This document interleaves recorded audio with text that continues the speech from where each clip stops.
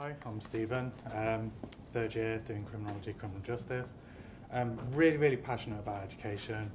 I think there's been a lot of work that's been done over the 3 years that I've been here, and things have improved, but I still think there's a lot of room for improvement, and I would like to carry on with that, especially with the £9 fees coming in place.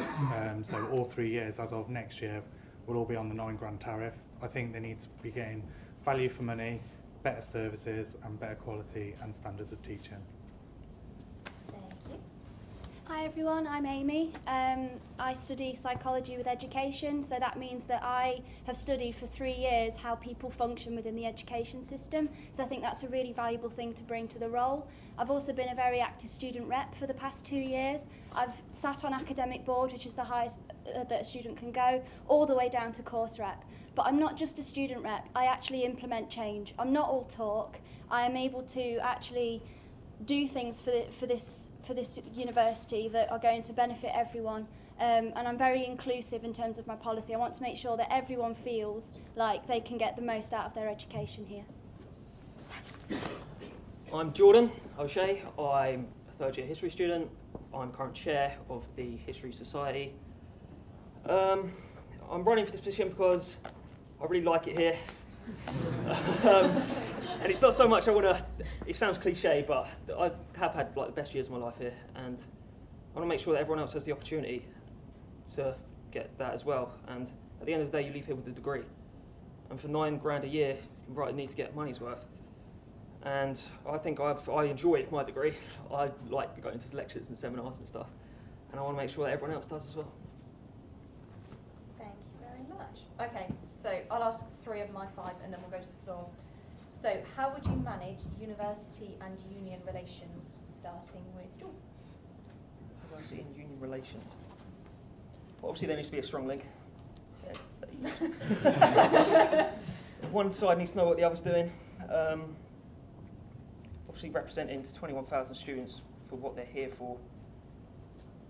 Yeah, I mean, hopefully I'd manage it well. Cool. As bad as that answer was. Okay, main thing with union and university relations is you need a robust, visible and effective course rep and student rep system, and that goes through all levels. You need to not just have course reps, you need to have course reps that actually talk and actually implement and actually go to meetings and be involved in university policy, in the union, everything, which is why I want to try and overhaul that student rep system and make it as strong as possible so that we all feel like we're getting that communication there at all times. Yeah, pretty much similar to Amie. I would like to see the rep system be more robust, more representative, and increase the student voice, making sure that everybody's thoughts and opinions, positive and negative, are increased across the whole board so that we know what is going on, where it's going on, what needs sorting out, what best practices are happening in what place, and can they be introduced and rolled out across other places. Time. Sorry. And done. You said I was going to be pretty long, I'm joking. Okay, starting with Amie this time. 2 of 3 of you have highlighted how important course and faculty reps are. How are you going to support them? Okay, I plan to overhaul the faculty rep system. It doesn't work, it's not representative. I've been a faculty rep for 2 years. Last year the HLS faculty rep team consisted of 3 psychology students. How on earth does that represent the entire HLS faculty? It doesn't. So I plan to make a school rep system, which means that there's someone from every single facet of the faculty getting their voice heard and going to the big meetings, because that is what's needed. Jordan? I don't know who my faculty rep is. I thought it was all just course reps. So clearly it's not very good. I mean, our course rep is all right, but so yeah, it needs to be overhauled. I don't really know much about the history one, so that needs to be something that needs to look at. Okay. Yeah, pretty much a similar sort of situation. I am in health and life science as well, and pretty much because we're not on psychology, we don't know who our reps are, so we don't talk to them. So similar sort of thing. I'd like to see it restructured, school reps brought into place so that there are better representatives across the board for each school and area. Okay, changing the order. Okay, can you describe in 3 words why education is important to you? I know. Wow. Stephen. Damn. I'm trying to change your asking first.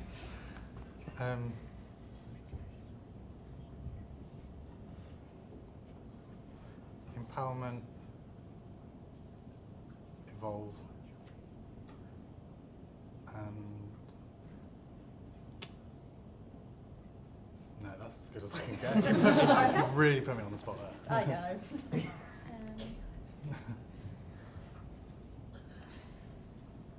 Equality.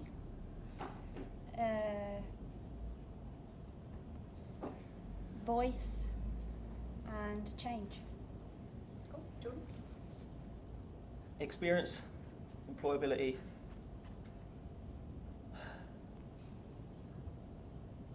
money. Okay, anybody on the floor got a question? Lady at the back. Just quickly, sorry, what were your 2 words for the last question? Empowerment and evolving.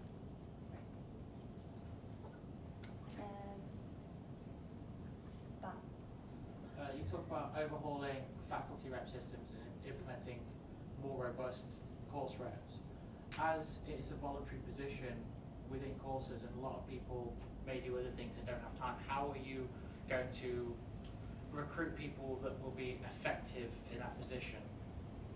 Okay. And you thought I was being. Is that directed to me or is No, that it's to me? aimed at the entire. Okay, I'll take it. Okay, by having a strong system there, it's going to encourage more students to participate. By having more participation, you have more of a spreading out of responsibility and of roles. So if you're having a team of people, instead of just one person being active, you've then got a blanket of responsibility that's going to be divvied up far more equally, so you're going to hopefully get more representation and equality in that way. Jordan? Yeah. Obviously it is voluntary. Obviously it's down to input for the people. I mean, obviously because of what I said, obviously I don't know not a lot about this topic, so obviously it needs to be changed. Just use every facet. I mean, make sure that it's down to, I mean, when we did it with history, we actually had a voting sort of system where, for as far as course reps went, and I thought that was quite good, but I don't think any other courses did that. Time. So I think No, good question. I think it's something that should be highlighted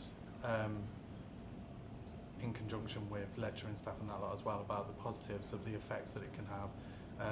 Also getting there, tell past stories of positive changes that have happened from this, how also it can increase your CV and employability, and the sorts of changes and impact that it can actually have on your course and your faculty.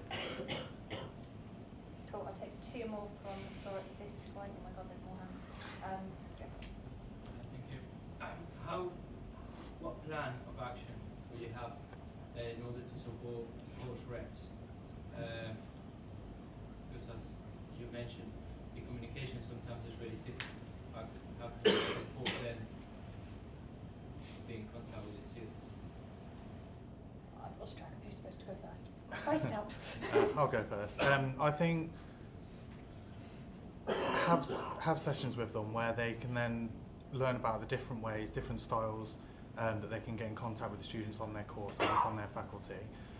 Also then increase the involvement from the faculties as well, for increasing communication around the faculty of who their representatives are, what they do, and just make sure that it gets passed on to all of the students. Okay, course reps every year have a conference. This is voluntary, you go there, and then like this year we had a record number of students actually come and volunteer as course reps. Big events like that work, and then it's about maintaining that relationship, so that's through regular emails, regular meetings, and tailoring it around the own individual rep as well, and making sure that they don't feel overloaded. So it's about managing and making sure that the course rep feels like they're being communicated to, but at the same time they don't feel like they're completely overloaded with their role. It's about balancing that out. Yeah, again, it comes down to a revamp of the system to make sure that the right person who's going for the job, that they know what they're getting into and they know what they have to do, and make sure that there's a communication between the course staff, the course rep and of course the education. Okay. One more at this point. Kieran, you better have it. Okay, having read all three of your manifestos, because good luck that. Amy, I think, like, not to be disrespectful, I feel like you may have had an easy ride in your role because of being course rep, because everybody, you said like you managed to give everyone an extension for an essay, for example, but that's in everybody's interest. From the three of you that I've read, and from what I've heard here today, John seems the most personable in the fact that he's been sharing the history side, which has got a case for more people, more different interests. So how would you, the rest of the other, both of you, would say that you could be able to work with them, what experiences have you had of working for other people's interests rather than just solely having one thing to go for, which will help everybody? You're not going to be able to do that if you're elected. How would you combat that? Okay, well, I've not had an easy ride. As course rep, I got nominated by the rest of my course to be course rep, and then faculty rep is done on a democratic system at the course rep conference. So I, along with 12 other people, had to say why I wanted to be faculty rep, and then they voted. And then as for academic board, I had to go. I was again part of a nomination where it goes to panel. So I was chosen for those roles. I didn't just walk into them. And I also think as well to actually. It's a good point, actually.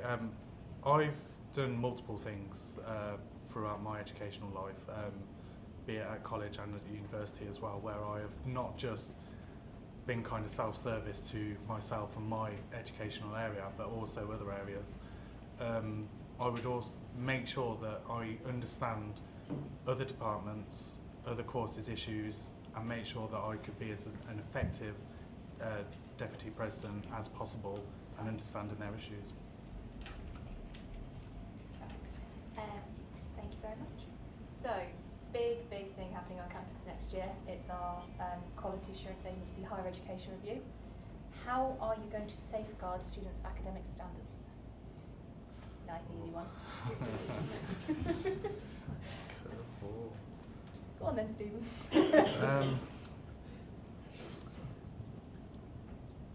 I think working together with the university, making sure that best practices are kept up across the board, making sure that educational standards are maintained as high as possible, all links that we have internally are maintained, communication is key, and making sure that if there are any issues with students that I react as quickly and as positively and effectively. Thank you. Jordan? I think it's important, again, coming back to interaction with the students, to make sure that they are enjoying their degree. And if they have any issues, obviously they might not really say if it's, obviously it has to be, they won't know if it's bad because it's their degree, sort of, they haven't had any previous experience. But anyway, it comes down to communication, make sure people are enjoying it, and make sure that the staff are, doing their jobs. Amy? I try to create a system where communication is fed from the very kind of ground level all the way up, and then obviously sitting on key university policy meetings, it'd then be my job to go, okay, this needs changing, this is how we do it, and just completely, not be afraid to stand up and say your piece in meetings, because staff will listen to you if you do speak up about it. So that's what I intend to do. Cool. Right, last nasty one from me, then we'll open it up to the floor again. I was grilled last time. So, this one's really horrible. We are heading into a general election. What do you see as the biggest national educational issue? That's such a broad area. Yeah. God, Jordan? Who looks the least likely? Biggest national. I know. I read the stuff. I know that next year they're getting rid of the cap on the number of students universities are allowed to take. So, and they're giving more sort of impetus for. They're giving more to technological sides, but less for sort of art, design, humanities, which is what I'm faculty of. And so obviously it matters for us. So it matters they're giving stuff to technological side. Stephen? pretty much there's going to be big shake-ups across the board everywhere within education. Just literally, if I get into place, I will campaign and make sure that as a university, as students, that we are not affected in a harsh kind of way. Obviously, governments have their agendas, so it's going to be hard, but I will push forward and make sure that any changes that are put forward, that I will fight them all the way to the top. I recently wrote a blog about the potential cuts to the Wider Opportunities Fund. This is a government initiative where basically student unions across the country could potentially lose millions of pounds, and that's something that I'm completely against. I'm all about equality, I'm all about making sure that everyone feels included and making sure that no matter what background you come from, that you get the best education here. And I've also been reading up about the fact that Michael Gove is thinking that anything that's expressive is seen as an extracurricular thing and not a full-on curricular thing, and that just appalls me. Okay, I've got time for 3 from the floor. So I've spoken to a few people who don't even know who their personal tutors are. How do you plan to basically get students more involved with who their personal tutors are and who they go to if they have a problem with their course? I'd plan to tie it in with weeks 6 and 21. I'd make sure that everyone has a meeting with their personal tutor, and I'd also make sure that in induction that there is a personal tutor thing where everyone who is a tutor stands up in front of everybody and goes, hello, I'm your personal tutor. You don't just get a name, you get the face, you get contact, you get everything right on induction. No questions. Yeah, pretty much sort of similar. I think that within the first week, induction week, you should meet with your personal tutor. I think that should be done not necessarily as a whole broad sort of spectrum where you see them stood at the front. I think it should be done where you meet personally. It should be timetabled on one-to-one. So you meet your tutor with the other tutees at the same time, and then you can have that dialogue built up straight from there, and then roll it out so that you meet up with them at least twice more through the year. Yeah, I know about this. My personal tutor doesn't work at this university anymore. So, so it obviously needs to be repaired or at least remodelled. You need to look at why it doesn't work, of course. Why is it so hard? Because I know it's been in past manifestos as well, but still obviously hasn't worked. So yeah, it comes down to everyone make sure an induction, I think, is important, that everyone knows that they have a personal tutor and who it is and what they're there for. Okay, I've got time for one more question. I've been texted that I'm nearly at time. Go for it. With regards to the library, would you have powers to change things within there? Because I know as a history student I've heard stories from people not being able to get books out when the deadline was due, so would you have any input into the library in of itself? Well, every subject has a subject librarian, and I'm sure that as Deputy President Education I'll be able to arrange contacts with the particular people that do operate in the library and would be able to have a say on it, and put across students' views. I'd try and collect as much student views as possible about the issues in the library and then take it to them straight away and say, what are you going to do about it? I think the library is a very important area for your education anyway, and I do think there are a lot of sort of changes that are needed in there, and I think as a Deputy of Education I think I would campaign, build up a dialogue and try and make some positive changes in there. I'd love to see some things change and increase in there. E-books, access to journals, make it more explicit what journals you actually have access to within your area rather than it just being kind of a search and hope that you do have access to it. Again, it comes down to communication. Make sure that that we know what you need and why you need it and what the state is. Like Amie said, each subject has a librarian, but I only met them once in first year and we've never spoken to them again, so that's another role that maybe should be looked at and refound.